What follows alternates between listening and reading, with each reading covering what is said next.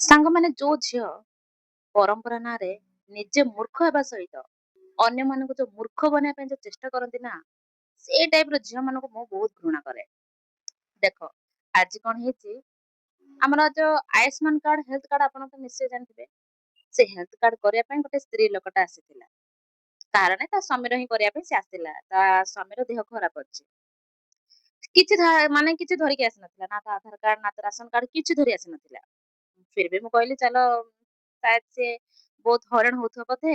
ଆଉ ସେଥିପାଇଁ ମୁଁ କହିଲି ଠିକ ଅଛି, ତମର ଯଦି ରାସନ କାର୍ଡ ନାହିଁ ତାହେଲେ କାହା ନାଁରେ ରାସନ କାର୍ଡ ଅଛି ମୁଁ ତାଙ୍କୁ ପଚାରିଲି। ଆଉ ତାଙ୍କ ଆଡ୍ରେସ ଟା ବି ପଚାରିଲି। ସେ କହିଲେ କି ମୋ ସ୍ୱାମୀ ନାଁରେ ରାସନ କାର୍ଡ ଅଛି। ମୁଁ କହିଲି ଠିକ ଅଛି, ତମ ସ୍ୱାମୀଙ୍କ ନାଁ କୁହ, ଆଉ ଆଡ୍ରେସ ବି କୁହ, ମୁଁ କାର୍ଡ ଦେବି। ଆଉ ସେ ଅନୁସାରେ ମୁଁ ତମ ମାନେ ଯୋଉ ହେଲ୍ଥ କାର୍ଡ ଅଛି ମୁଁ ବନେଇକି ଦେଇଦେବି। ଆଉ ସିଏ କହିଲେ କି ମୁଁ କହିପାରିବିନି। କହିଲେ ଆରେ ତମେ ଯଦି କହିବନି ମୁଁ କାଢିବି କେମିତି? ତମ ସ୍ୱାମୀଙ୍କ ନାଁ ତ ଆଟଲିଷ୍ଟ କହିବାର ଅଛି ନା। କହିଲେ କି ମୁଁ ସେମିତିକା ଝିଅ ନୁହଁ ଯିଏ ସ୍ୱାମୀଙ୍କ ନାଁ ଧରୁଛି। ମୁଁ କହିଲି କି ଏବେ ସିଚୁଏସନ କଣ ଅଛି? ତମ ସ୍ୱାମୀ ହସ୍ପିଟାଲରେ ଅଛନ୍ତି ତ? ତମେ ଏଥିରେ କହିବା କଣ ହେଇଯାଉଛି? କହିଲେ କି ନାଇଁ, ଭଲ ସଂସ୍କାରୀ ଝିଅ ମାନେ ସ୍ୱାମୀଙ୍କ ନାଁ ଧରନ୍ତିନି।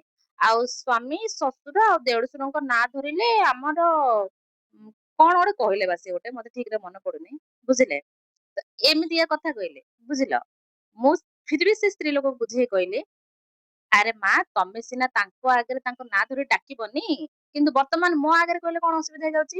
ବିଶ୍ୱାସ କରିବେନି, ସେ କହିଲାନି, ସେ କାମ ବି କଲାନି, ସେ ସେମିତି ହିଁ ଗଲା। ବିଶ୍ୱାସ କରିବେନି, ତା ପରଦିନ ତା ସ୍ୱାମୀ ଆଉ ନାହିଁ। ବୁଝିଲେ? ସେ ମରିଯାଇଛି।